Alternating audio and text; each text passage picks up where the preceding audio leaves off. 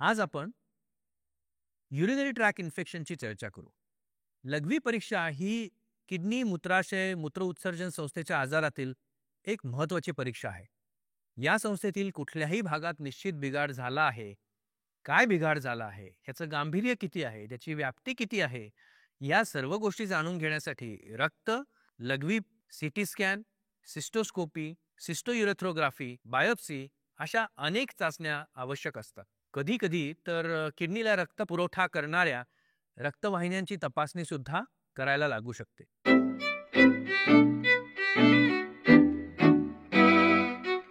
किडनीच्या काही विकृतींचा आपण आता आढावा घेत आहोत. केवळ एका किडनीच्या क्षमतेवर आपण अख्खं आयुष्य निभावून नेऊ शकतो, पण निसर्गानेच एक पर्यायी व्यवस्था म्हणून माणसाला 2 किडन्या दिलेल्या आहेत. इन्फेक्शन झाल्याने किडनी किंवा युरेटर किंवा युरिनरी ब्लॅडर याला सूज येणं हा एक सर्वसाधारण आढळणारा आजार आहे. ह्याला आपण पायलोनेफ्रायटिस किंवा सिस्टायटिस असं म्हणतो. हा एक तरुण वयातील आजार आहे आणि विशेषतः तो स्त्रियांमध्ये जास्त आढळतो.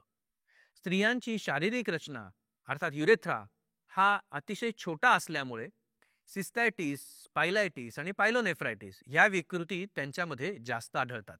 स्त्रियांमध्ये छोटीशी आणि सरळ युरेथ्रा असल्यामुळे त्यांची लघवीची वाट त्यांची संडासच्या जागेच्या जवळ असते आणि त्यामुळे जंतुप्रवेश सहज होऊ शकतो.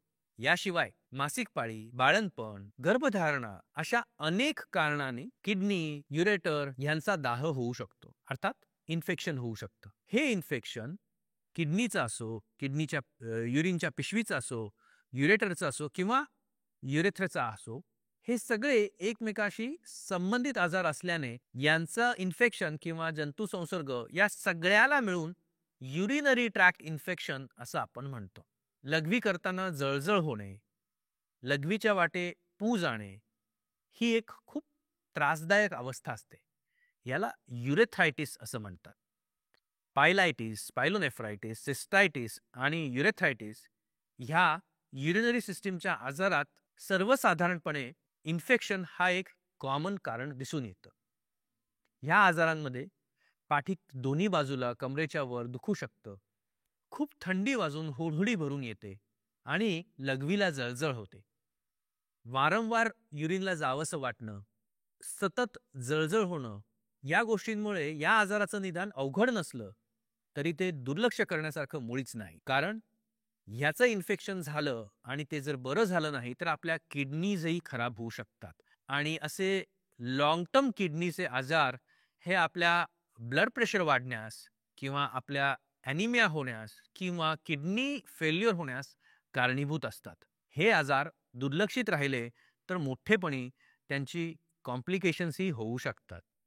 म्हणून युरिनरी इन्फेक्शन्स कधीच लाईटली घेऊ नयेत.